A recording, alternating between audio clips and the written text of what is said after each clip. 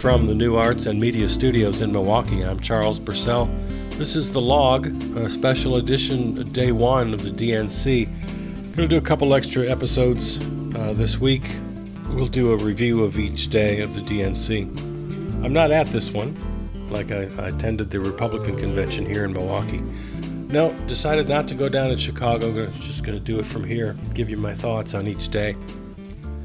I'm recording this Tuesday morning, and I'll upload it to the sites as soon as I'm done. And then later today I'm going to attend the Harris-Walz rally at Fiserv Forum. And then I'll give you another short episode reviewing things. Either tonight or tomorrow I'll record that. So each day I'll give you a little something. All right, looking at Monday night.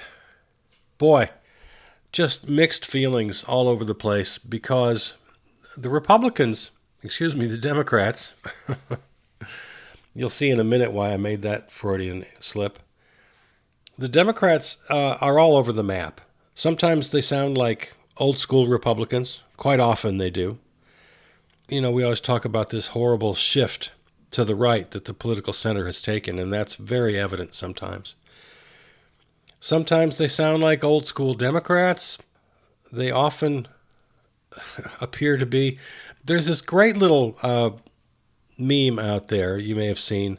It's a picture of a little girl, a very little girl playing outside, and she's sitting down on a sidewalk with this big crack in it, and she's putting Band-Aids over the crack in the sidewalk.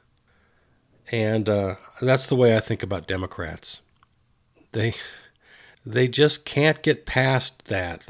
They think they're doing good, and often they are, but, you know, never going to fix the real problems. You can't fix the crack in the sidewalk with Band-Aids, little girl. And, you know, part of that message is, the message really isn't that it's a futile exercise. The message of the meme is how beautiful this is. This little girl has so much faith and goodwill that I think that's the main. Well, the viewer decides what the message is, I suppose. But I take that to mean, isn't this little girl beautiful and wonderful? And doesn't she have a great heart that she's trying to fix the crack in the sidewalk with Band-Aids? That's the way I think of Democrats. They sometimes they appear that they genuinely want to do the right thing. They're the hopeful, naive little girl. But their heart is in the right place, and God bless them. And it brings a tear to the eye, and they really believe in what they're doing. So, yeah, you can look at it both ways. It's a beautiful thing, and it's a sad, futile thing. Anyway, we'll get into some examples of what I'm talking about, but let's just run through last night. I loved seeing Jesse Jackson. He's not that old. He's only 82. As I get older, 82 seems younger. But I'm not sure what's Jesse Jackson's story. They wheeled him out in a wheelchair, and he did not speak.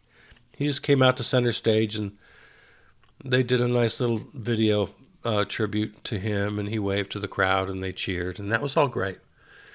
But I guess I don't know what's wrong with Jesse Jackson. He has some sort of ailment. A quick story that I like to tell, and nobody ever believes me. I've never had anybody believe me, but this is the way I remember it.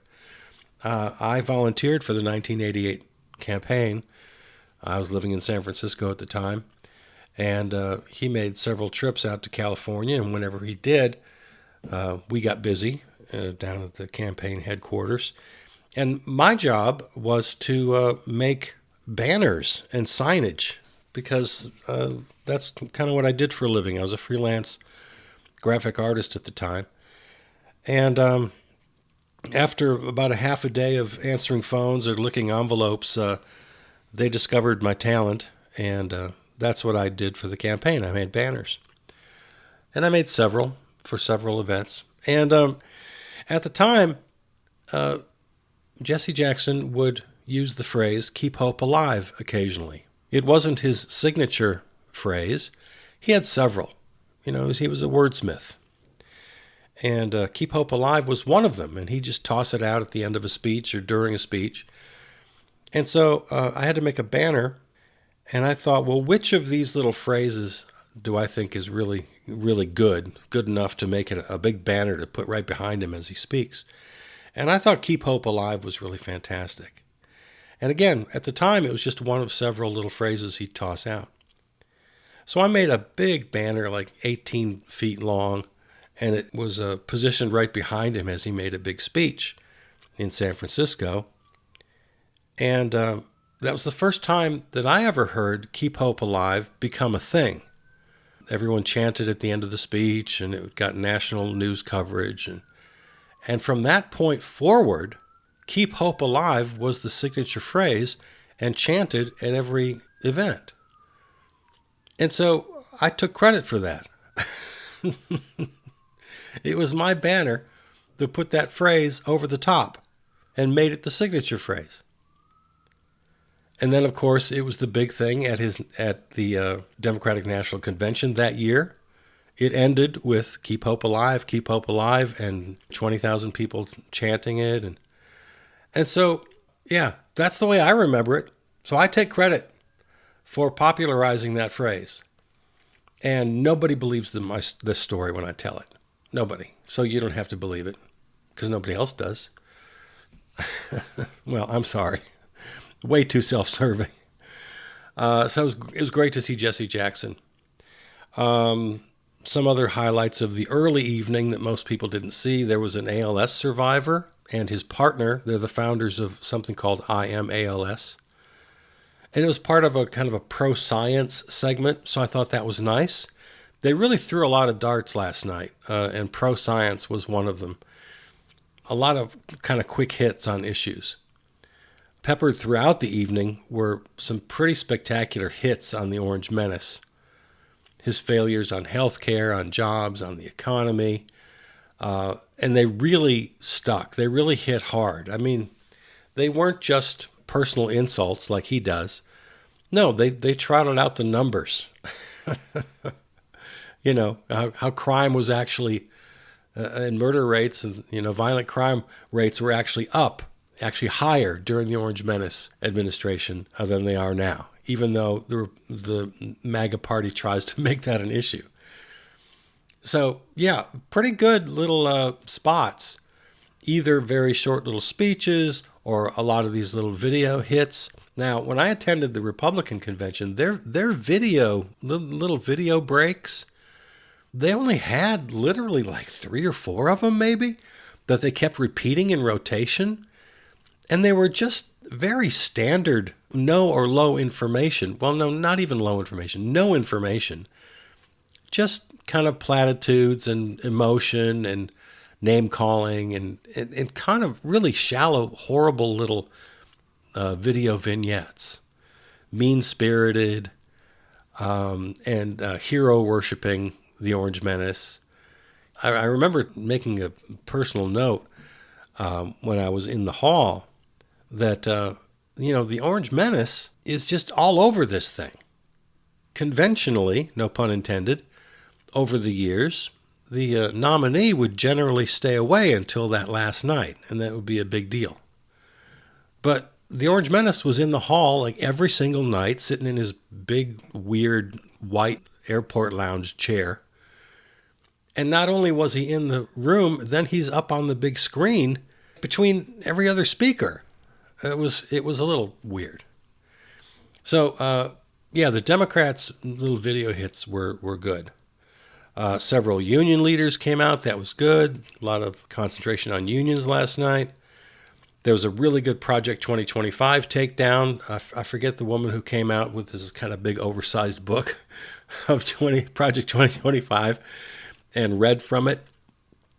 And she promises to do that every night. So that was pretty good.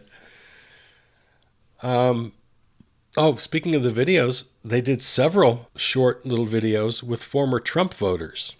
The DNC promised to have quote-unquote regular people or regular Americans. And a lot of them were former Trump voters. So that was interesting. As the evening got a little closer to prime time, Sean Fain of United Auto Workers, who infamously spoke at the RNC to everyone's chagrin. He was really very full-throated, as they say, in his endorsement of Harris and Walz, and thanked Joe Biden for being the first president to walk a picket line, which is true and a big deal. Again, my mixed feelings about the Democrats. Sometimes they do things just right, and oftentimes they don't. And walking the picket line was something that definitely deserved a big thank you and a big mention. He even used the old phrase, "Which side are you on?" That's an old kind of wobbly song from the old days. Great folk song called Republicans and the Orange Menace specifically lapdogs for the billionaire class. Donald Trump is a scab, he said, and then a couple minutes later he removed his shirt to reveal a T-shirt that said that Donald Trump is a scab. He didn't rip it off like Hulk Hogan did. So a really great moment there for the unions. AOC, Alexandria Ocasio-Cortez, gave a nice little speech. She was the first one to mention Gaza. And it was, I made note of the time. It was 8:40 p.m. Central Time. So the speeches started at like 6 o'clock. So we're 2 hours and 40 minutes into this thing. And this was the very first mention of a ceasefire or Gaza at all. And so that got a big hand. Again, very good. We want a ceasefire. Obviously, the protesters outside are very critical of the Democratic Party, and I'm with them. I stand with them. But AOC, I think she represented herself pretty well. And then the first big name of the night, Hillary, comes out, Hillary Clinton. And oh my God, talk about mixed feelings. You know, I was never one to say that she was unqualified. She was obviously qualified. The years of Secretary of State, by all accounts, she was a very good senator and a hard-working senator. She had the experience of 8 years in the White House, and she was the first so-called first lady. Are we ever going to? I think we're never going to do away with these horrible old terms. Anyway, that's not the biggest problem in the world. But the point being, she had 8 years being right in the middle of presidential activity, and she was in the middle of it. She put herself in the middle, and Bill Clinton invited her or allowed her or couldn't stop her, or I'm not sure exactly what their relationship was in that regard. But she was a partner in that presidency. There's just no getting around it.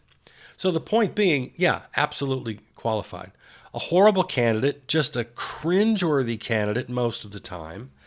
And my biggest problem with Hillary Clinton was that by the time she ran in 2016, you know, Bill Clinton we're talking the 1900s here, right? He was the bridge to the 21st century. Bill Clinton was a 1900s president. And she had a 1900s kind of vibe about her. And she also had this undeniable, and maybe this is just a vibe too, but it's certainly the way I took her, she was just really very, very concerned with power. And that always rubbed me the wrong way. She seemed like someone who relished the idea of having power. Now, sure, maybe she wanted to have power to do good. I'm going to give her the benefit of the doubt. I think she did. So, yeah, she wanted to do good. She was obviously qualified. Those are all the plus sides. The downside, kind of obsessed with power, kind of ruthless, which, you know, I guess can be you can put that on the pro side of the ledger. For somebody who wants to be president, you got to be pretty tough. Maybe you do have to be ruthless at times, so put that on the pro side. But bottom line, she was a terrible, cringy candidate from the 1900s when we're talking 2016. Could we leap into the 21st century at that point? She just was wrong. She just felt and seemed wrong. And she lost, of course. We all know she lost. Well, she won the popular vote. Let's just all get used to that. No Republican will ever again win the popular vote. I can't imagine that ever happening. So, really interesting having Hillary Clinton up on the stage. There was a nice moment when the crowd felt the timing was right to chant, "Lock him up, lock him up." And that was kind of fantastic. She did not participate in that. She just kind of stepped back for a second, did not really acknowledge it, and just continued with her speech.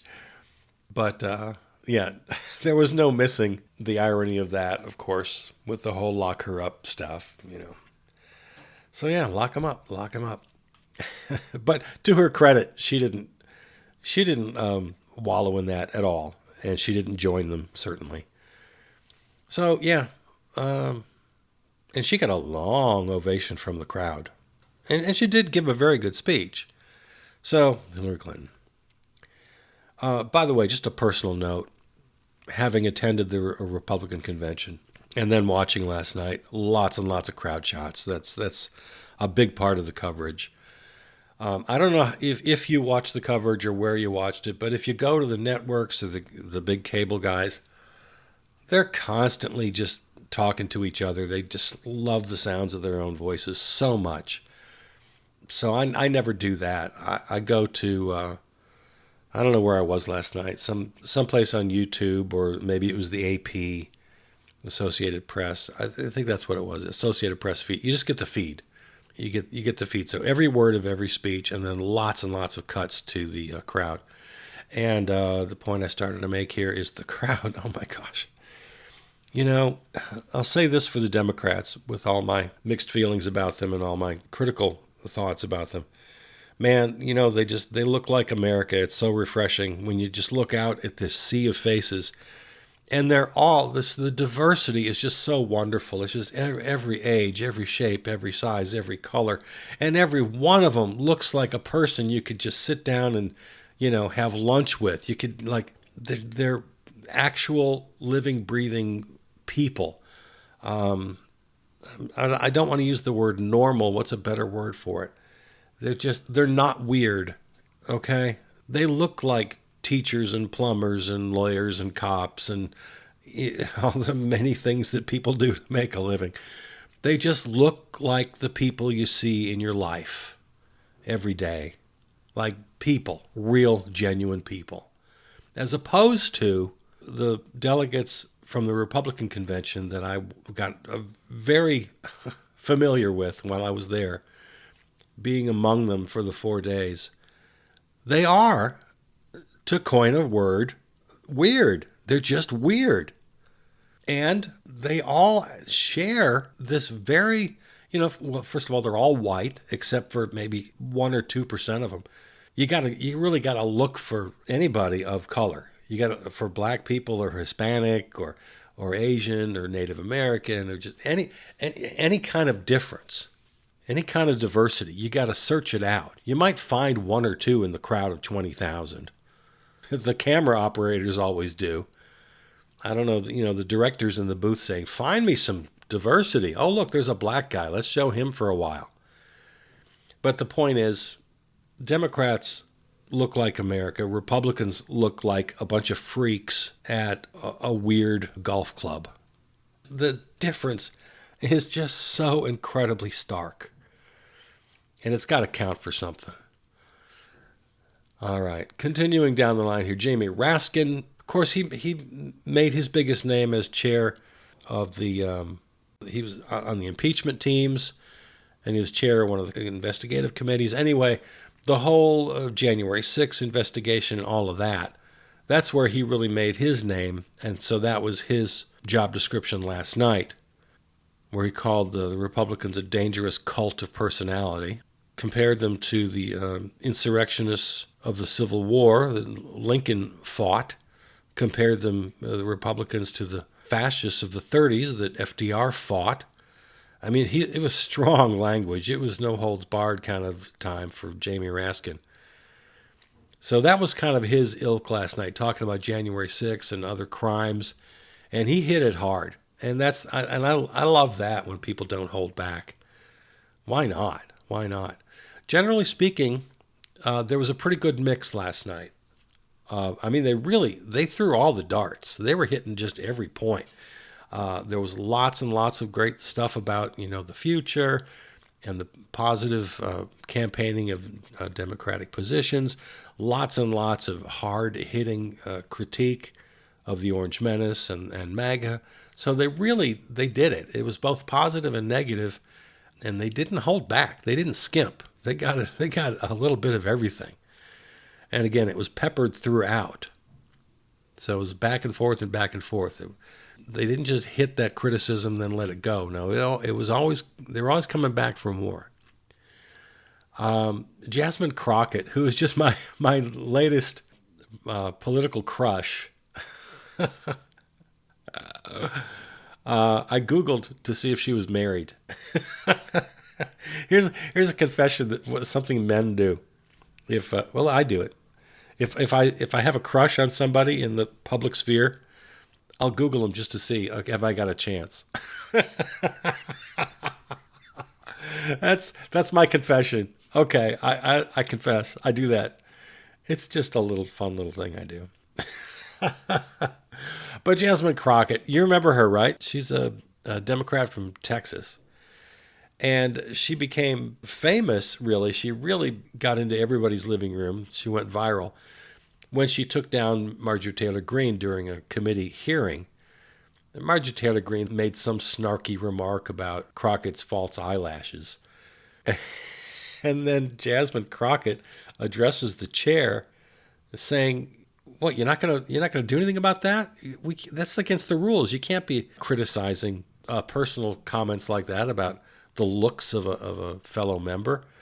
And she said at one point, "So would it be wrong for me to point out that she's a bleach blonde, bad-built, butch body?" I had to look that up. I didn't remember. Bleach blonde, bad-built, butch body in reference to MTJ or MTG. So that's what put Jasmine Crockett into our consciousness. But then she got a little bit famous, and now she's doing talking head stuff on cable shows, and we get to know a little bit about her. And she's a very impressive legislator, and she has a quite impressive background as a defense attorney of many years. And so good for her that she's become a rising star here in the party. And she got a very nice spot in prime time. So good for her. Good for Jasmine Crockett. There was one segment of 3 or 4 women with, like I said, they wanted to get regular folks on, but real women with just horror stories about their reproductive rights experience. Denied abortion, almost died. One woman who was raped at age 12, and this was several years ago, so she was able to have options, but she spoke for girls now in that same position who no longer have options. When 33%, like a third of American women live under an abortion ban, a Trump abortion ban. So very good, very good, very good. There are times when I'm 100% with the Democrats, not only with their policy, but how they're presenting it. And on reproductive rights, I am 100% with them. They're right on the issue. They're right on their messaging. They're right on their goals for legislation to codify finally Roe v. Wade. They should have done it earlier. We can't go back in time. We can be disappointed that they didn't. I guess, there's this whole, what's the phrase? Failure of imagination. A lot of us were unable to imagine that Roe v. Wade would actually be overturned. So blame it on that. But excellent segment there. Governor Andy Beshear came out and did a thing because, he's Andy Beshear, and the Democrats they want him to be a rising star. They like him. He was followed by Georgia Senator Raphael Warnock, who is a rising star, if nothing else, just because the man can speak. The man can deliver a speech. Holy hell, can this guy deliver a speech? It was one of the best speeches of the night. Definitely in the top 2 or 3, for sure. So he's a rising star. It was good to see rising stars. They had to give Jim Clyburn his turn also. And but I don't know about you, but I know I was kind of rolling my eyes and thinking, Jesus, these old guys, this old guard, thank you for your service, but, get off the stage. But Jim Clyburn had a pretty substantial portion of the night in prime time. You gotta, I guess you have to respect your elders. I don't know. But it was clear that with people like AOC and Jasmine Crockett and Andy Bashir and Raphael Warnock, it was mostly about looking forward. And Warnock was great. And he talked about the two visions of America, one represented by January 5th, 2021, when he was elected, and the other represented by the very next day, January 6th, when it was the insurrection. So he worked that theme very nicely, laying out the two visions of America. And it was just a beautiful, well-delivered speech. I mean, really, very impressive. And it ended with sustained cheering and clapping as his voice rises above the crowd of 23,000 in the auditorium. It was quite something to see. And then you go to the opposite end of the spectrum. Boring old Chris Coons has to have a moment because, he's Joe's boy. He loves Joe Biden, and I guess he was in the very early days of Joe's time in the Senate. Chris Coons was an intern or something for Joe, so they go way back. So they had to give him a minute. So then Jill Biden comes out, fine and dandy. There again, it's mixed feelings all over the place. Jill Biden, a lifelong teacher, God bless her, just seems like the kind of person you'd have in your circle of family or friends, and that's a good thing. And then this friendship with people often talk about the friendship between Joe Biden and John McCain, and I can just picture. I think you and I have maybe talked about this before. I could just picture when they're in their 40s or 50s, Joe Biden and John McCain and the two wives out barbecuing and kind of old school Mad Men kind of stuff. And so I could just picture he and John McCain telling sexist jokes and their wives going, "Oh, you two." We don't have to pretend that's not possible. But we're in the business of myth making here. And that brings us now to Ashley Biden, Joe's daughter, gives a very beautiful introduction. Joe gets very emotional, wipes away some tears, gives his daughter a long hug. It's very nice, and there's a 4-minute and 30-second ovation, 4.5-minute ovation for Joe Biden, and just constantly interrupting him with "We love you, we love you," and so again, nothing but mixed feelings. I never liked Joe Biden necessarily. He was kind of this harmless Uncle Joe for most of his career. He ran for president at a very early age. It's like, what are you doing? He didn't have any heft. He didn't have any policy that he didn't find out of a poll, out of a political report. He stuck his finger in the wind and went where he thought he had to go. And there's never really anything special about Joe Biden.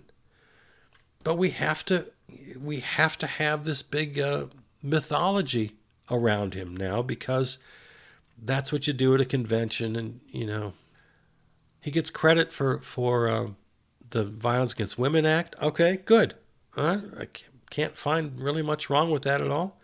He gets credit for the assault weapon ban, which he worked on. I don't know how central he was to that, but I'm not going to question any of that. So again, it's a mixed record. He also gets credit for the crime bill, which in retrospect turned out to be just a horrible thing. It's just the total wrong approach on crime. Just more cops and tougher cops and more militaristic cops. And so that was a failure that they count as a great success. And then, as you and I have talked about many times, his presidency, surprisingly progressive at times. But you got to give AOC and the squad and Bernie Sanders all the credit for that, because they forced it on him, and they compromised. Again, we did a whole episode about this, but they could have given him a lot of trouble, just like the Marjorie Taylor Greene and Matt Gaetz and people like that on the other side gave their party trouble and just refused to play ball.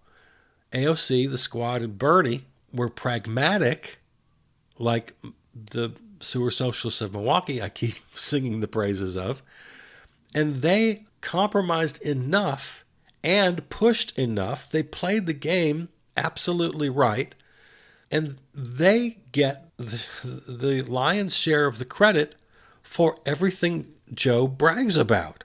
When he brags about the Inflation Reduction Act and the so-called largest bill ever regarding climate change, when he brags about the CHIPS and Science Act, when he brags about the COVID Relief Act, everything he brags about, the progressives, they had all the power. They could have put the kibosh on all of it. They could have ruined his presidency. They could have just demanded everything from the left, and it would have lost votes, and it just never would have happened. They could have been very demanding, and they could have just put the brakes on everything he accomplished. But no, they didn't do that. They pushed, and they made him the most progressive president since FDR. And they get the credit. So a whole evening of mixed feelings. The Democrats put on a fantastic show last night. It was a little longer than it needed to be, but as far as creating the mythology, creating a narrative of where they've been and where they're going, very good. I mean, Aaron Sorkin couldn't have written it better. So good for them. But I just want you and I to be honest with each other. They are the Republicans of 40 years ago. The political center has shifted so far to the right. And thanks to Bernie and the squad, they were able to make some small corrections to that movement. Good for them. But the Democratic Party as a whole, they're old school Republicans at this point. MAGA is off the cliff. MAGA is fascist neo-Nazi. The current Democratic Party are old school Republicans. As we're going to see tonight, I've heard a whole bunch of Republicans are going to be speaking. Adam Kinzinger is going to speak. Ana Navarro, who's I don't know exactly what her job is. She's kind of this gadfly. You know, she's a media personality and she knows everybody. But she's an established longtime Republican. So, yeah, the current Democratic Party is just very, very comfortable. They're right in league. They're right in the pocket with old school Republicans. So for those of us on the capital L left who really want to see this nation move somewhere, well, I mean, what didn't we hear last night? We heard maybe one or two passing remarks on climate. The biggest, most existential threat we face. Along with, what else do we keep hearing is going to kill us in 30 years? Artificial intelligence, AI, the big holy mess we've got with big tech and social media, how it's just destroying lives, teenage suicide rates, and the social media effect on democracy and polarization, and how AI is going to just wreak havoc on the economy and take jobs, and we don't know how to respond to that. And we've got a whole future here threatened by the climate crisis and things like AI and big tech, and it got zero. I mean, like I said, a passing comment regarding climate, absolutely nothing, complete 100% zero, zilch on anything about the future regarding AI or big tech.